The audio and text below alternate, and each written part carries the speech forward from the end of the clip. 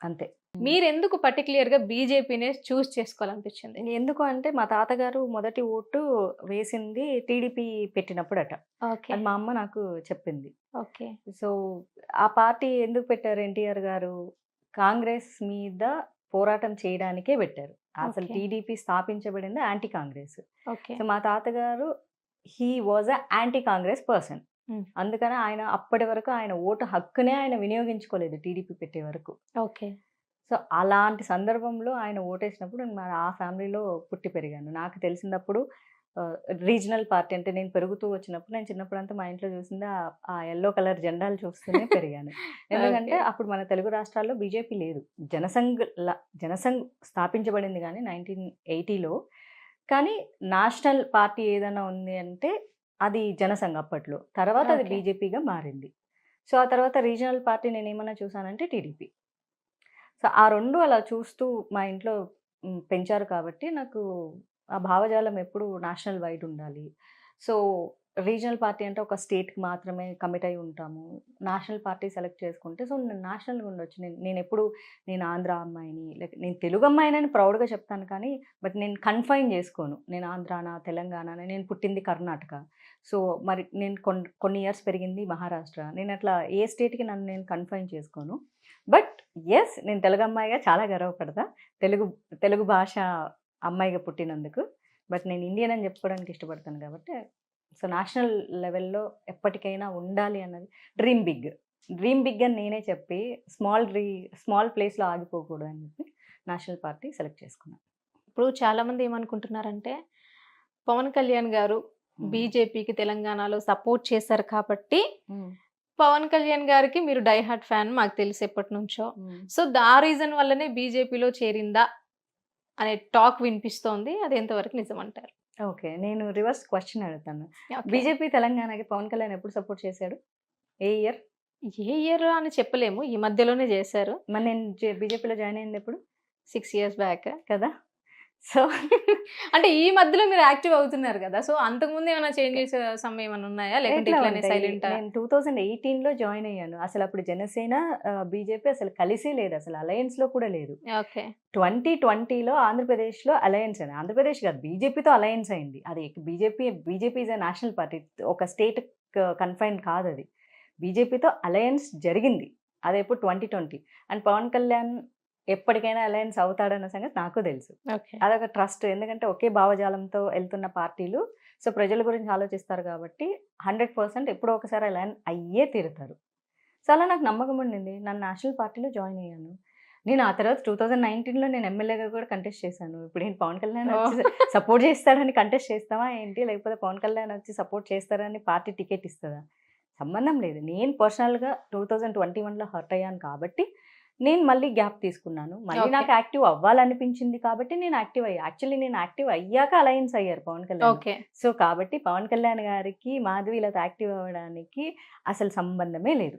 Okay.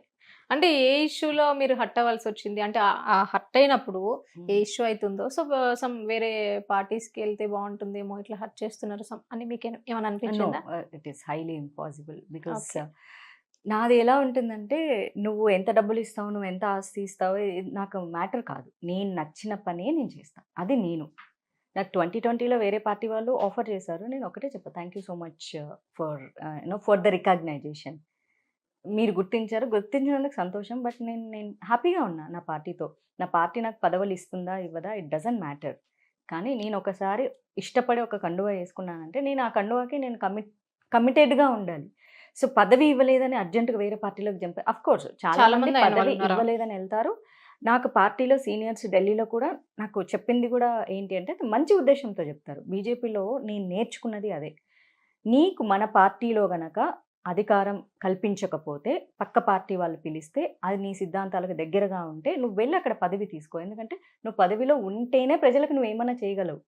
నీకు పదవి లేదంటే నువ్వు అందరిలాగా సామాన్య కార్యకర్తవే, లేకపోతే ఒక ఓటరుగానే మిగిలిపోతావు. కానీ నువ్వు 10 మందికి మంచి చేయాలనుకున్న దానివి అధికారంలో ఉంటేనే చేయగలవు కాబట్టి, అండ్ దట్ టూ ఒక ఆడపిల్లగా నీ లైఫ్, నీ ఏజ్, నీ టైం చాలా లిమిటెడ్.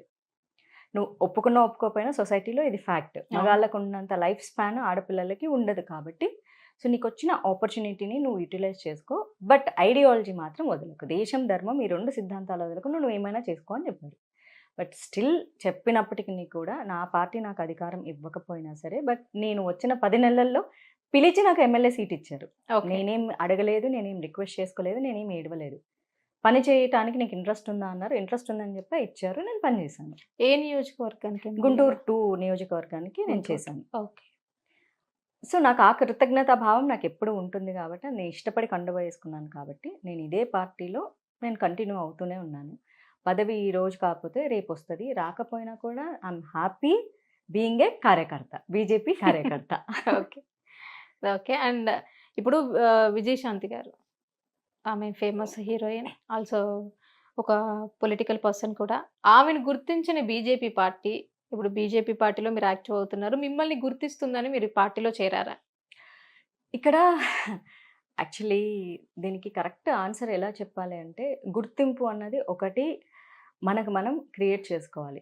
సినిమా ఇండస్ట్రీలో ఒక హీరోయిన్కి అవకాశం ఇస్తే ఆ హీరోయిన్ని ప్రమోట్ చేసే బాధ్యత ప్రొడ్యూసర్కి, ప్రొడక్షన్ హౌస్కి ఉంటుంది. కానీ రాజకీయ పార్టీలో ఎట్లా ఉంటుందంటే, రాజకీయానికి సంబంధించి మనల్ని మనమే ప్రొజెక్ట్ చేసుకునే ప్రయత్నం చేయాలి. ఇప్పుడు లైక్ మీరు వచ్చారు, నన్ను గుర్తించకపోతేనే మీరు వచ్చి పొలిటికల్ క్వశ్చన్స్ అడుగుతున్నారా? లేదు. సో గుర్తించబట్టే వచ్చి క్వశ్చన్స్ అడుగుతున్నారు. సో పార్టీలో కూడా మనకి మనం మన కేపబిలిటీ ఏంటని ప్రొజెక్ట్ చేసుకోవాలి. లేదు సాధారణ కార్యకర్తగా పనిచేసుకుంటూ వెళ్తావా, అది నీ హ్యాపీనెస్. అలా కాదు, నిన్ను గుర్తించాలని నువ్వు అనుకుంటున్నావు అంటే నీలో ఏం టాలెంట్ ఉన్నదని నువ్వు ప్రొజెక్ట్ చేసుకోవాలి కదా. ఎక్కడైనా మన ఆపర్చునిటీస్ని క్రియేట్ చేసుకునే క్రమంలో ఒక ఉద్యోగమైనా ఇంకొకటైనా సరే అవును. మన టాలెంట్ని మనం షోకేస్ చేసుకునే తీరాలి. నేను దీనికి కేపబుల్ అని మనకున్న ఇప్పుడు బోల్డ్ అండ్ ఆపర్చునిటీస్లో నాకు సబ్జెక్ట్ నాలెడ్జ్ ఉంది, నాకు పార్టీ గురించి నాకు మాట్లాడి జనాలకు తెలియచేయాలని ఇంట్రెస్ట్ ఉంది. నేను అదే దాని మీదే ఉన్నాను. అది సోషల్ మీడియా ఇప్పుడు బోల్డ్ అంత అవకాశాలు క్రియేట్ చేస్తుంది మనకు. అవును. సో స్పోక్స్ పర్సన్గా కావాలని అనుకున్నాను. స్పోక్స్ చేసే పని ఏంటంటే మాట్లాడడమే. సో నేను అదే పని చేస్తున్నాను ఇప్పుడు కూడా. పార్టీ గుర్తించింది కాబట్టే ఆ రోజు నాకు ఎమ్మెల్యే టికెట్ ఇచ్చింది. పార్టీ గుర్తించింది కాబట్టే అన్ని ఎలక్షన్స్ క్యాంపెయిన్ చేశాను. పార్టీ గుర్తించింది కాబట్టే నిన్న కూడా ర్యాలీకి వెళ్ళొచ్చాను. అవునండి. సో సో ఇప్పుడు బీజేపీ పార్టీని ప్రమోట్ చేయడానికి పవన్ కళ్యాణ్ గారు ఉన్నారు, అండ్ అలాగే ఇక్కడ కూడా ప్రమోట్ చేయడానికి మాధవిలత గారు ఉన్నారు అనే టాక్ వినిపిస్తోంది. ఇది ఎంతవరకు నిజం అంటారు? బీజేపీ పార్టీని ప్రమోట్ చేయడానికి పవన్ కళ్యాణ్ గారు లేరు. ఓకే. జనసేన ఆయన పార్టీ అలయన్స్ కలుపుకున్నారు అంతే. కలిసి పనిచేయటం అన్నది ఇప్పుడు ఒకళ్ళు ముందుకెళ్ళడము, లేకపోతే ఇంకొకరితో కలిసి ముందుకెళ్ళడము స్నేహభావంతో అన్నది అది సహజంగా కొన్ని కంపెనీలు రన్ చేసేటప్పుడైనా లేకపోతే ఇంకో కార్యక్రమంలో అయినా చెయ్యి కలపడం అన్నది మంచిది. సిద్ధాంతాలకు దగ్గరగా ఉన్నప్పుడు జనసేన ఒంటరిగా ప్రయాణం కంటే కూడా సో కలిసి ప్రయాణం చేస్తే ఇంకా బాగుంటుంది. ఇప్పుడు భారతీయ జనతా పార్టీ ఎన్డీఏలో బోల్డ్ అన్ని పార్టీలు ఉన్నాయి. అందులో ఇప్పుడు జనసేన కూడా అలయన్స్ కలపలేదు, కలిసి పనిచేసుకుంటున్నారు వాళ్ళు.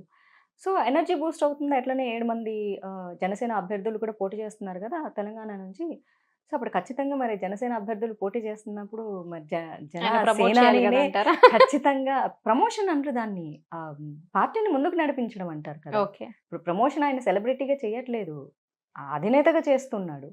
సో బీజేపీతో కలిసి పనిచేస్తున్నారు కాబట్టి కార్యకర్తలు కూడా నిన్న కూడా ర్యాలీలో నాకు చక్కగా ఇటు వైట్ కలర్ ఏమంటారు జెండాలు, ఆరెంజ్ కలర్ జెండాలు మొత్తం కలిసి ర్యాలీలో కనిపించాయి.